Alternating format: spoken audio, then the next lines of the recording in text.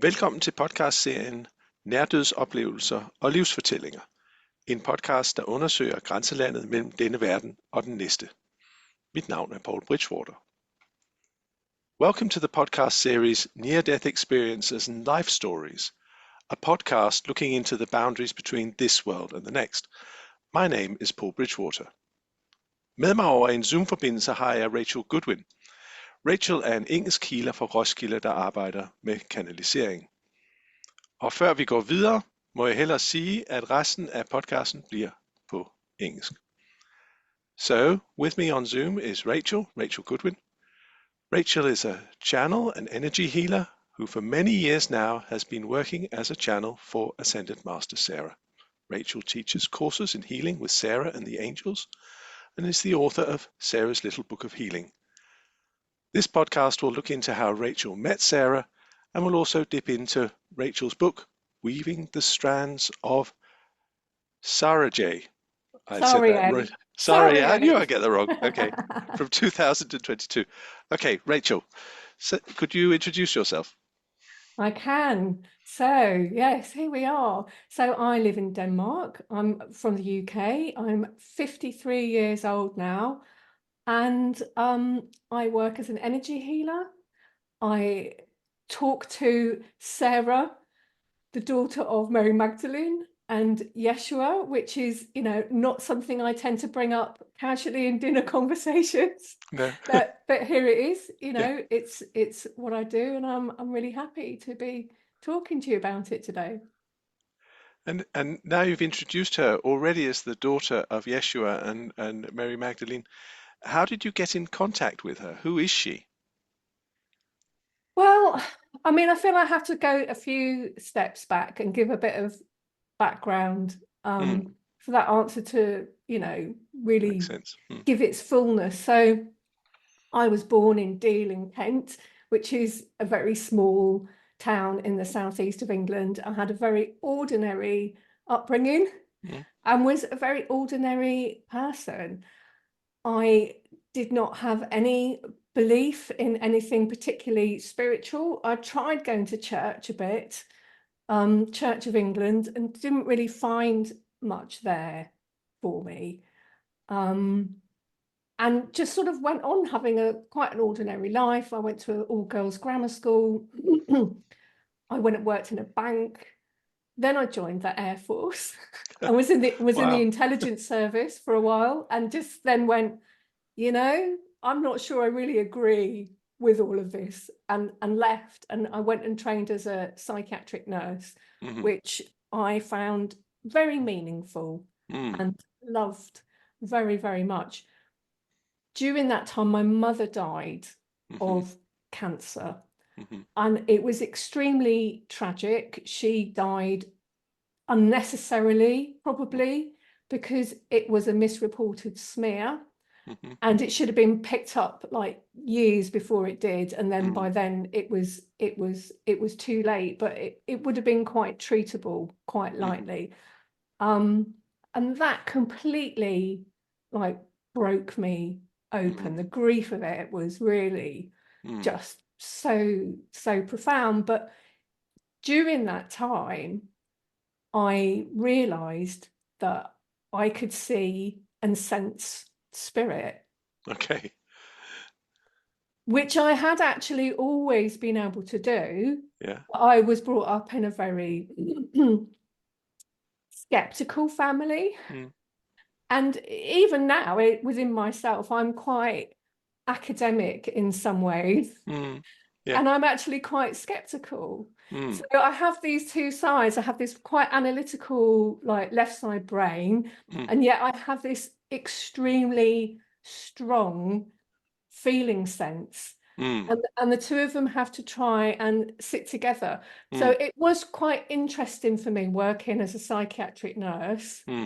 Because there I was on the mental health wards working with people who were mentally ill, who were seeing and hearing and experiencing things that, that in some senses resonated. And not real. So yeah, but I mean that's a whole other conversation. So so my mum died. she told me before she died that I was a healer. Mm-hmm. And this was because she went to see someone who was a healer when she had cancer. She was in a lot of pain, and she found it really alleviated her back pain. Yeah. And at the time, I was a student nurse, and I was horrified when she told me she was seeing a healer. And I was up in London doing my nurse's training, and I got straight on a train and went down to the coast, which is where my sort things out. where my mum lived. And I said to her, I want to meet this man. I want to meet him. And she went, okay. And he said, okay. So she was round there having healing, and I went round there. Yeah. And I knocked on the door, and there was this very pleasant looking guy. It reminds me a bit of you, actually, Paul, in a cardigan, very just like, very ordinary. You're like, oh, hello, come in. Yeah. And I can't remember. I must have talked to him. I can't actually remember it now because it's so many years ago. But I just remember leaving thinking, oh, well, that's all right then. Yeah. And it was him that said to my mum, she's a healer. Your daughter's got a healing ability. And she gave me this book on healing and said, because she was determined that I wouldn't end up like her. She'd had a very unhappy life, and she started feeding me kind of Louise Hay, You Can Heal Your Life, and Susan Jeffers. What was that one? I can't remember, but it was something about not being codependent, basically. And, I'd read these books and they were great. I'd be like, wow. Anyway, she'd give me this book on healing, and I was like, I just put it under the bed. It was too much for me. I was like, no, right, okay, mother, not for now. Yeah. But in the end, I gave it back to her and said, look, it's just gathering dust under my bed, and and she did look really disappointed.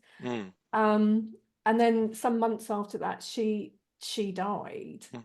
And I could really feel her presence around. I mean, like so strongly.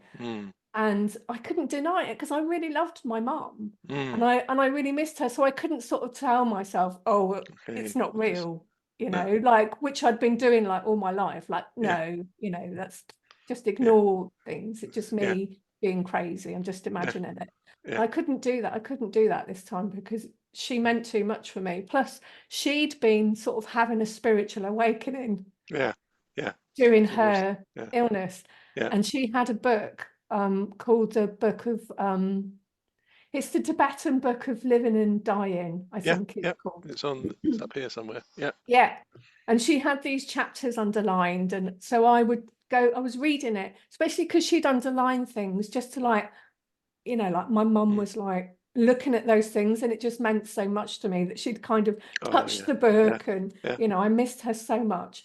And then I got to this chapter where it said about helping someone who's died, like pass through the different stages, and there was prayers to read out. And I was like, I just really wanted to read these prayers, and I'm like, oh, I feel really stupid. No, come on, let's just read them. What harm is it going to do? So I read them out loud. And I could feel stuff happening. I could feel it doing stuff, and I'm like, wow, whoa, what's going on? What's going on? So anyway, cut a long story short, for 2 years, I had this feeling I should learn how to heal, and I ignored it. And then one day I was up visiting the north of England for a weekend away. I went into a crystal shop, and there was a book in there by a guy called David Furlong, I think it is.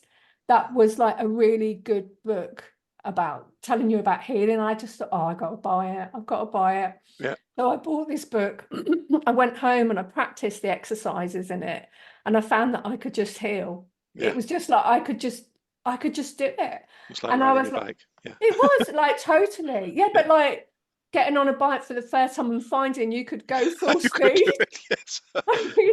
It was crazy. It was crazy, but it also was making me really, really happy. So I was like a clinical charge nurse at the time. Yeah. And I used to practice on the staff during the lunch breaks. Yeah, yeah. And then I thought, well, perhaps I should do this. But in the UK, you can't work without insurance. So you have to have some sort of training. So I had my Reiki initiations, which kind of just opened me up more. And then eventually I found I just couldn't work in psychiatric nursing anymore. I got too sensitive, and also there was too many ethical conflicts for me. And I realized that I was going to have to find another way of working with healing, and I left. But what basically happened was, like, from that opening, it just never stopped. Like, and it's still never stopped. Like today, that continual growth and that continual development has never stopped. And that's how I ended up channeling, because I find that spirit nag me. Yeah. Other people get beautiful messages. Maybe I would if I was open enough, but perhaps I'm not. No. Perhaps I'm too resistant to development, because I get nagged. And I had another 2 years of something on my shoulder going, learn to channel. And I really was like, no, it's not really, it was really not how I saw myself. And I suppose I still don't see myself as a sort of, in the way that I am. You know, I'm just like me, I'm a normal person, and I happen to do these things as well. So it was interesting in your book that you first discovered Sarah on Hawaii while you were doing a totally different ceremony, and I thought that was interesting that it was within one cultural / religious context that something else turns up. Could you tell me what happened? Yeah. So I went to the big island on Hawaii, and one of the things I found as I worked more and more with energies was that I really tuned into land energies, and that's something that I work with a lot.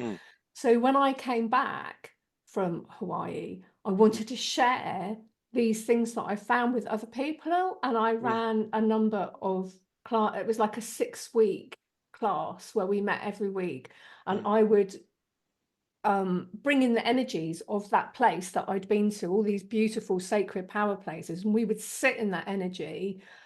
I would give a teaching of whatever it was that wanted to be taught, and then I would do a channeling, and I would ask for one of the Hawaiian deities to come through, and it all went fine. And then on the last one, we were working with this energy at this place called Pu'uhonua o Honaunau, which is a place of refuge, a sanctuary. And when I opened up to channel, it was Sarah that came through, which really, really threw me, because I didn't actually believe in her. No. Yeah. But, you know, when you channel, it's like you open up, like, words form themselves in my head, and then if you don't say them, nothing happens. So it was either like, well, either I say something or I just go, sorry, that's it for this week, I can't do a channeling. And I thought, but I was probably curious as well. Yeah, who wouldn't be? So I just wanted to see what would happen, I guess. And also the people there were quite nice. And I thought, well, if I fall flat on my face, I think they'll be all right. They won't be mean to me, No. you know. So I channeled her, and she had this beautiful energy about love being the key. But that's one of the things that I say about Sarah, is she is a kind of a spiritual energy that's coming through for our world as it is now, and it's really global. Yeah. She's not stuck to one religion, she's not stuck to one country. She is what, like, in the New Age, we have this term called the New Earth. She is for the New Earth, which is sort of like where we are really hoping that humanity will go and develop in their consciousness and become, you know, like we develop together and become a higher level of consciousness. And, not everybody loves that No. in the New Age about, No. that I say that about Sarah. They want her to belong to, a Santa Maria de la Mer, which is, she has a beautiful like Black Madonna statue in the crypt in the church at Santa Maria de la Mer, which is in the Camargue in France, and she's actually the patron saint of the Romani people. And then so she has all these different myths and legends, but she also appears in different ways in different places around the world. And I love that about her. I love that she is like all things and no thing, you know. Yeah. She's here with an energy and with a message. Yeah. And she's not like taking sides with anybody. No. No, there were two. That was one of the things that struck me about your description of her, that she was sort of represented misfits, outcasts, but but also in a sense was, or not just in a sense, but was the daughter or a daughter. I mean, you have Father, Son, Holy Ghost, and then you have Mother Mary, and you have Mary Magdalene.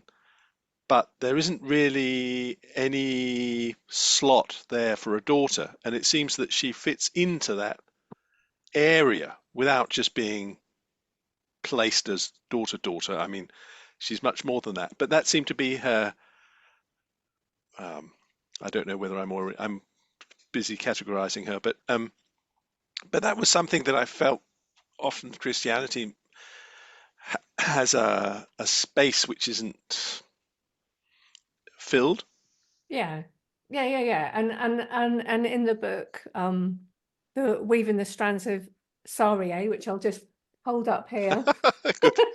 Yeah. I write about this daughter archetype, which is actually being kind of coined by a Danish Jungian psychoanalyst. And I can't remember her surname, which is, very typical of me, I'm afraid, but her name's Pia. Pia Skogerman. That sounds very, very right. Yes, Yep. absolutely. And she actually talks about the emergence of the daughter archetype and points to popular films such as The Hunger Games, where we have Katniss being like, she's being female, she's in touch with her own emotions, but she's powerful and she's not having it. No, no. Yeah, no. and also The Whale Rider, that's another one. And Thomas told me about this, my husband, because he has trained also as a Jungian psychoanalyst. And I was just like, wow, that's so Sarah. Yeah. She totally holds that energy of like female empowerment. But she also represents both sides in a way, because if we think about like this idea that Jesus or Yeshua is her father and Mary Magdalene's her mother, there's this whole thing about the sacred marriage. So you have the divine masculine and the divine feminine coming together in oneness, which creates this third energy, which Sarah is the expression of. And within that oneness, there is still the divine masculine and the divine feminine, but it's balanced, So, and I really love that as well, because I think it's really time for, like, this is my personal opinion, for like us to move forward in our culture, in our society together. This isn't about men being the patriarchy or women being the matriarchy. Let's get rid of all of that. Yeah. Let's start something new where we're actually like side by side, because we really need each other. There's not one in front of the other. It's like we have to do this together if it's going to work. One thing about a Jungian approach is that he wouldn't really say, is this real or not? He would say, does it work? The question would be, so, and one of the things that sort of the Dan Brown rabbit hole or whatever would try to insist that this is a actual physical meeting between Yeshua and Marie Magdalene, that and Sarah was their daughter. What are your thoughts about this, how shall we say, question about, does it have to be historical fact, or can it be more an expression of the collective unconscious, or does it matter? Yeah, I mean, personally, I kind of take it on all levels. Okay, yeah. I find all of those things interesting. And so, I mean, the channelings that I share, yeah, they're kind of things that come through me in a way. And I don't particularly feel they are like of me, because I'm just not that wise. And my energy is not that high either. No, I mean, it's no. okay, it's all right, but it's not like up there like with Sarah's energy. But as a person, like like my felt experiences is like I've been to places and I was just like, oh my God, I really feel like she's been here. Like Glastonbury is one of those places. And like, I don't know, I can't prove that to anybody. And actually, yes, I don't need to. I don't, if it feels real to me, then I can kind of have that, Yeah. And yeah, I mean, there are people who get really caught up in believing this or believing that. I'm not huge on belief, to be honest. No, I'm not huge on like believing things and then defending them. no. If I feel something is real to me, I feel something is real to me. And no one can really take that away No, no. because it's my Yeah. deeply felt sense. So yeah, I kind of go at it like that. And Yeah. if people believe certain things and they want me to believe them, I'm like, well, Yeah. I can't really, No, I can't get into it because that's no, somebody else's no. thing. Well, that sort of fits what you say about Sarah being able to incarnate in various uh, people, or perhaps not even people, but in nature. So it's not a question of was she that and that person, but more a question of who does she speak through, or who, yeah, what are her representatives, or who does she work with? There's also Yeah, that yeah. interesting, yeah. Yeah. So that's it. I mean, like we can get a lot more sort of existential here because I sort of view everything as energies, and so we are all energies. And so for me, Sarah is an archetypal force.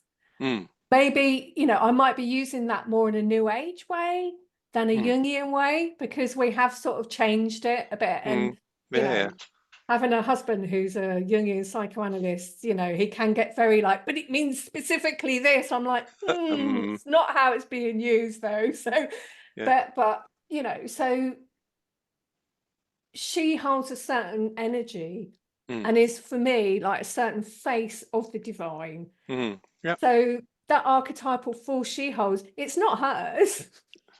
She's a face for it, and it's the same with all of us, isn't it? I Yes, mean, yes, exactly. this is my belief. We are Yeah. all a divine spark. We are all part of God's mother, father, God, and all this sort of divinity we have. It's not our own personally. No, no, no. We're all part of the divine. Yeah. All the world's a stage, and each Yeah, and yeah, yeah, and we are. I can't remember the rest of it, but we're players on it. We are now. You're Rachel. Now I'm Paul. But we are the divine spark.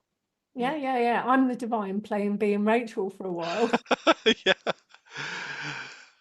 Okay. Um, could she have a particular message for this podcast?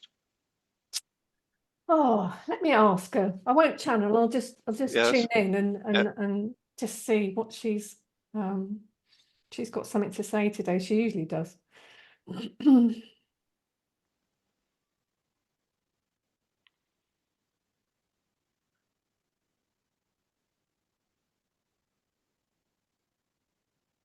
Yeah, so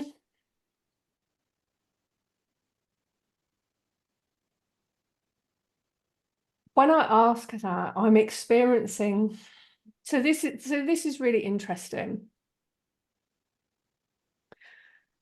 There's different, I would say different reasons why she's here at the moment, at this particular point in humanity's evolution, as we can say. And one of them is, so many, many years ago, I went through a really horrible time in my life where I separated from my eldest son's father. And I really didn't want that to happen, even though it was me that initiated the breakup. I really wanted to be able to stay as a good sort of mother and partner and live a very ordinary life in Surrey. But actually I couldn't do that. And it was too much for me. And Sarah had kind of been in my life, I don't know, maybe 3 or 4 years at that point. And I would talk to her, and I had a painting of her. There's a lovely artist called Cheryl Yambrak Rose, who does a lot of paintings of the Magdalene and different sort of spiritual figures. And I asked her to do a painting of Sarah for me so that I had something to talk to. It wasn't just in my head. And I was very cross with Sarah at this time. I want my life to be really nice, please. Can it stop being so awful and traumatic? But I would find that when I talked to her, she would put me back in my body. I was very, very upset. And as with many, many people, when they are traumatized or stressed or, in deep states of distress, we disassociate and we come out of our bodies. So one of Sarah's big things is about integration, because she holds this energy of oneness. She integrates us. So when we call on her, her presence comes in, she starts to bring us into wholeness. So there I am in this terrible state of distress, not coping. And every time I spoke to her, I would be put back into my body where I could feel all my feelings, which, yeah.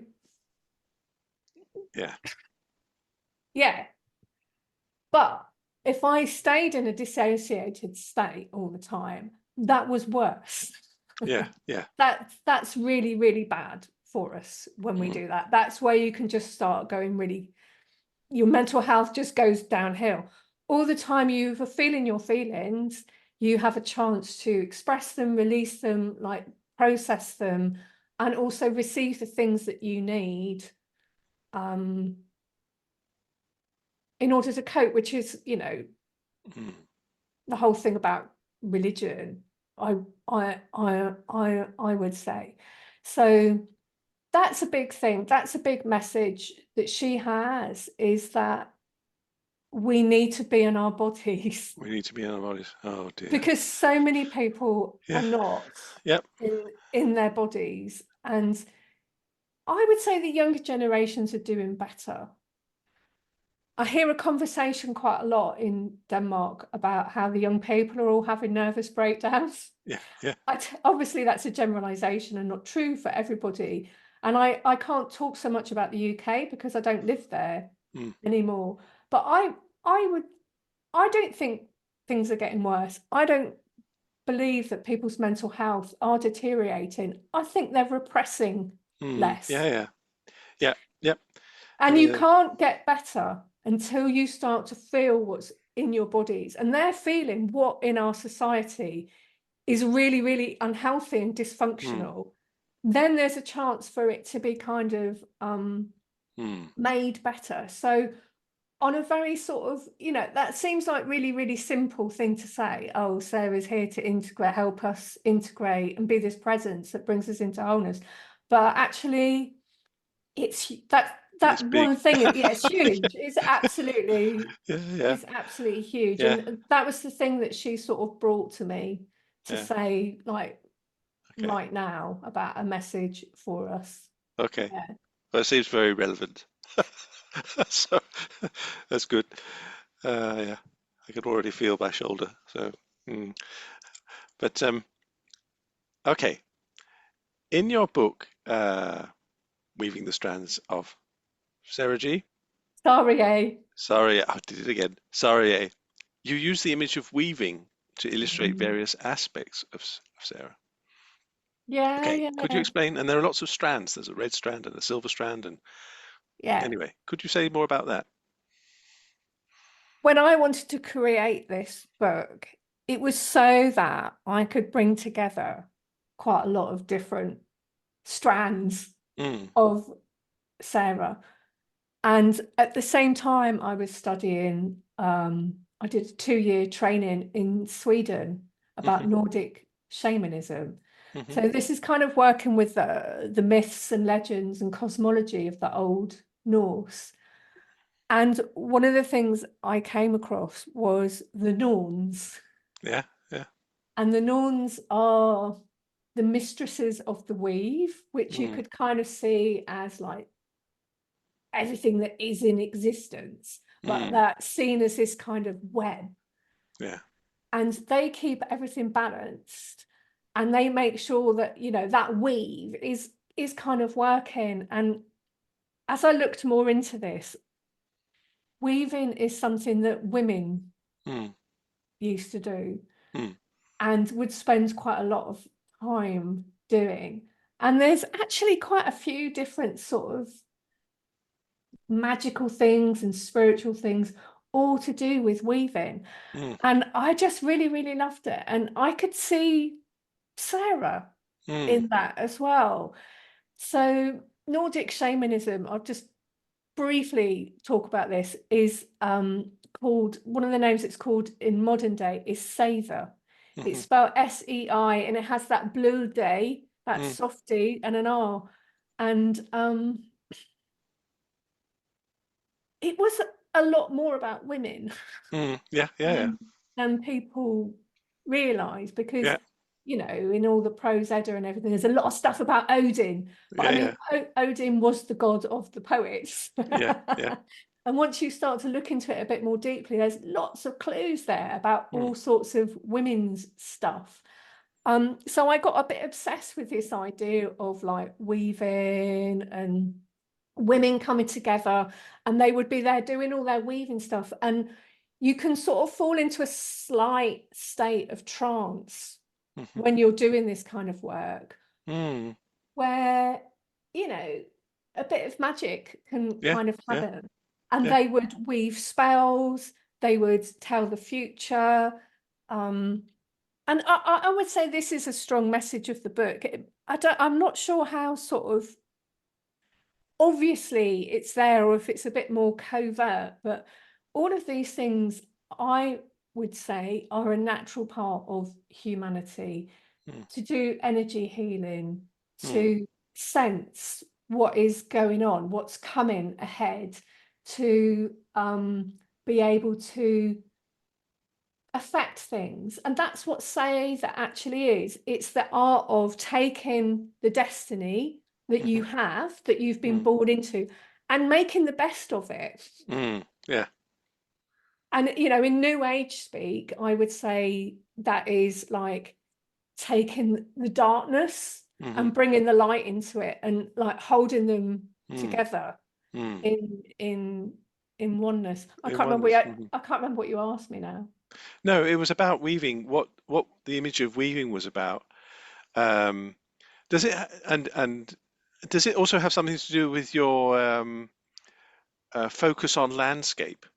Um, do is there a connection between, I think you call it the ascension grid or something like that, Yeah, uh, yeah, yeah, and yeah, uh, yeah.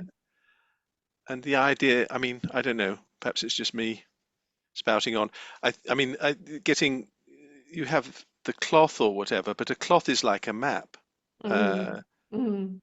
Yeah, so and like if it's we also go like a back to, grid. But yeah. yeah, if we go back to that image of weaving, hmm in the New Age, people call themselves light workers. That's one of the terms. And you know, some people get a bit like, well, what about shadow workers? And what about, but I mean, let's just go with light workers for the moment. And you can have this image of like bringing down the light of the divine and weaving it down into reality. And we can do that because we're here physically, and we do that in co-creation with all of the realms of the divine. So the angels and the nature spirits and so on and so forth. And we're doing that into our own bodies. And yeah, we're also doing it into the land. So our bodies are made of the earth, which is the land. We're actually made out of the same stuff, and the same kind of processes need to happen. So, this is a belief of the new age, is that we are orchestrating a new way of being, and that takes a certain amount of effort and energy.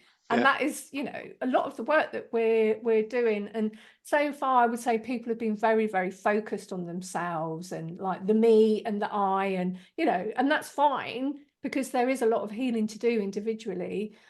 But for me now, the next step is we also need to work with the earth. And that is because I would say we've had a certain amount of thousands of years on the earth where things have been quite challenging. There are a lot of,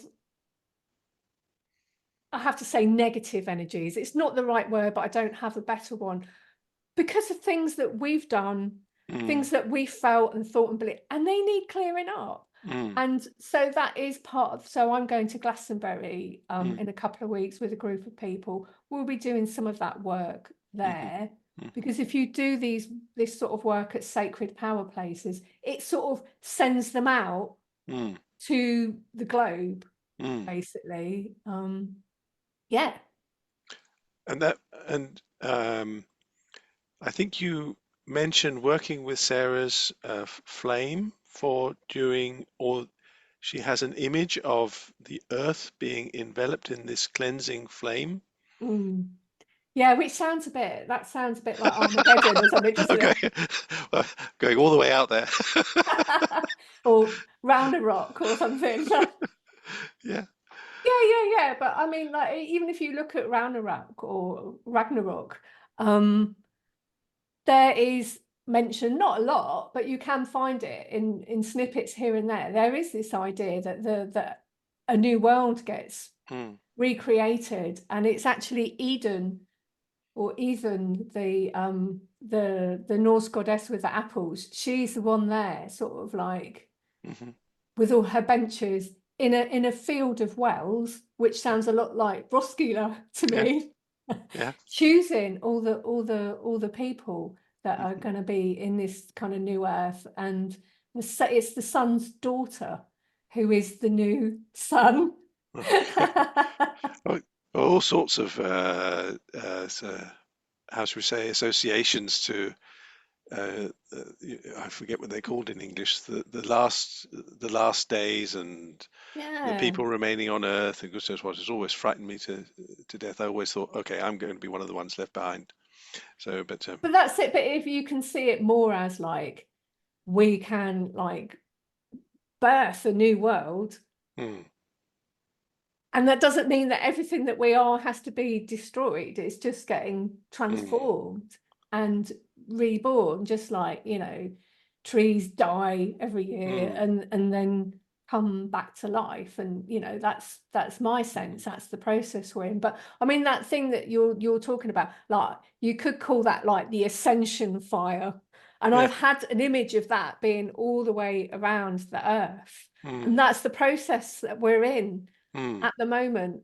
And it might look like things are getting worse, but when you start a healing process, things do have to get worse before they get better. Because, like, as I said, I tend to see everything in energy. Energetically, I can feel that the earth is much more in a much better place now than it was when I was a child. Like, when I look at it energetically now to like 1970s, like where I was being a little person, it's like it was much, much heavier then. I mean, that's how it looks to me. Yeah, it's more fluid. Yeah, I can see that. I think also then, I mean, the sense that of doom and judgment is very much Old Testament like, and only the faithful will be saved. Whereas the image you're providing is much more we're all in it together and we're all working towards the common good.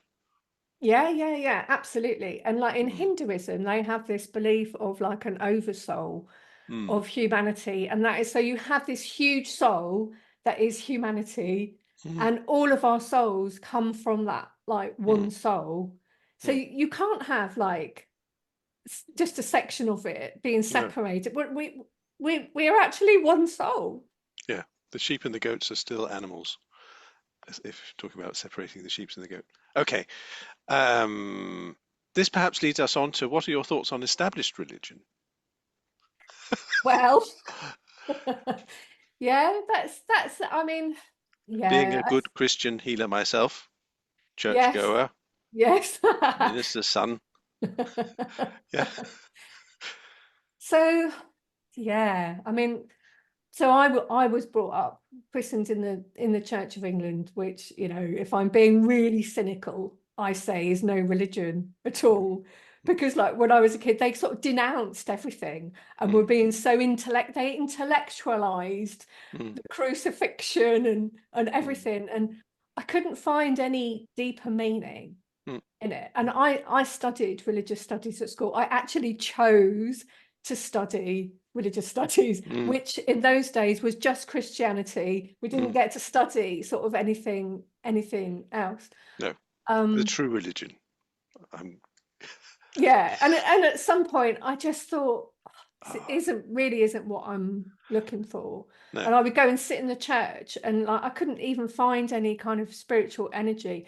But I have to say, I do think that's particularly the church I was christened in, because I've been back since, because there are a lot of churches that have amazing energies in them. Mm, And I mm, went back to this particular church I was christened in, and it was just nothing. Like I could have been in the supermarket. So, you know, I won't say that all churches don't have spiritual energy, because that's really, really not true at no. all. But for me, I needed to like look elsewhere. But I was quite happy being an atheist, to be Mm, honest. My dad was an atheist. My mum was a lapsed Catholic. She gave up her religion when her husband died when she was mm, pregnant with my sister.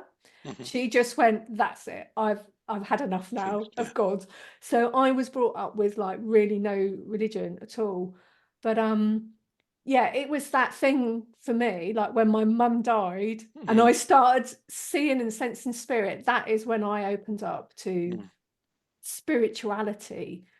Um, I mean, organized religion, it doesn't work for me, mm, because I have to find my own truth, mm, you mm. know.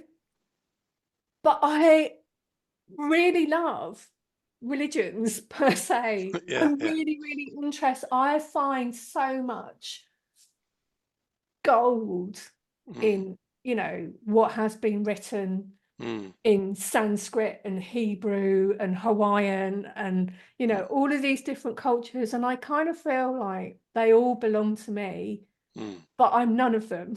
Yeah, yeah, yeah, yeah. I don't like that sort of thing about dogma, No, where this is how it is and you have to believe. I started going, oh God, no, stop. You know, I am totally allergic yeah. to So that. people say, yeah. But you know, you Yeah. can't say that all organized religions are like that, because of course they're not. And going back to what I was saying earlier about, you know, like when we're stressed and traumatized, we come out of our bodies. Mm, When we come back into our bodies, mm, we need someone to help us, mm, and we need something really outside of mm, ourselves. Like with the AA, with the Alcoholics Anonymous, they're praying to a higher power. mm. Honestly, it doesn't really matter what that higher power No, is, I don't no, think, as long no. as you are actually calling on it, because you need to Mm, ask for help to yeah, get it, yeah. you And there know. needs to be someone to tell the stories, I guess. That's what I say to myself at any rate when I get disillusioned with organized religion, is that without it, then it's very difficult to have a coherent storyline of various traditions. Yeah. But that's just my take on it. Yeah. And I think people, people need that spiritual help, and not everybody's like me. Not everyone is a spiritual adventure seeker wanting to like find out the truth. And, that's kind of like my life purpose in a way. They've got other things to be getting on with, and, they just like maybe need to have a church to go and sit in and get some like, spiritual goodness. Okay, so for those who want to learn more about Sarah, where could they go? What could they do? Well, I mean, one of the reasons why I started writing books and doing a website and going on YouTube and everything is because I couldn't find anything out there about Sarah. She definitely existed as a myth and a legend, but there was no sort of reference points to really find out anything more. So I have a website, rachelgoodwin.dk, because I'm in Denmark.